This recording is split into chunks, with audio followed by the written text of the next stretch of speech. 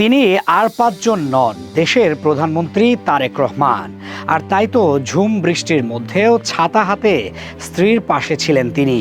সিলেট সফরের ব্যস্ত প্রটোকল আর কড়া নিরাপত্তা ঘিরে থাকা পরিবেশের মাঝেই হঠাৎ করে ধরা পড়ে একেবারে ভিন্ন এক ছবি, যেখানে ক্ষমতার জাঁকজমক ছাপিয়ে উঠে আসে এক স্বামী হিসেবে তার সরল আন্তরিক রূপ।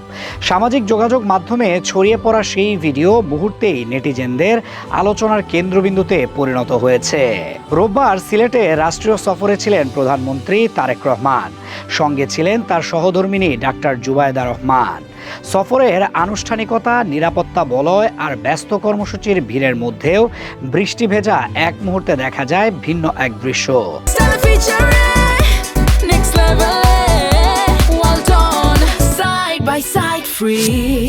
চারপাশে নিরাপত্তা কর্মীদের ছাতা, তাড়াহুড়ো আর নিয়মের কড়াকড়ি, সবকিছুর মাঝেই নিজের ছাতাটি তুলে ধরে স্ত্রীর মাথার উপর রাখছেন প্রধানমন্ত্রী। শুধু তাই নয়, কাদামাখা পথে হাঁটার সময় এক হাতে স্ত্রীর হাত ধরে ধীরে ধীরে এগিয়ে যাওয়ার দৃশ্যটি যেন এক নিঃশব্দ ভালোবাসার প্রকাশ হয়ে উঠেছে। ভিডিওটিতে আরও দেখা যায় গাড়ি থেকে নামার সময় প্রটোকলের তোয়াক্কা না করে নিজ হাতে স্ত্রীর হাত ধরে নামতে সাহায্য করছেন তিনি।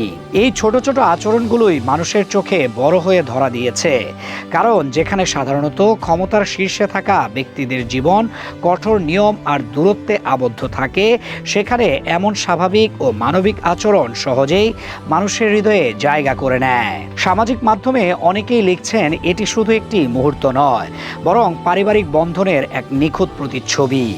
এদিকে সিলেট সফরের আরেকটি দিকও নজর কেড়েছে সবার।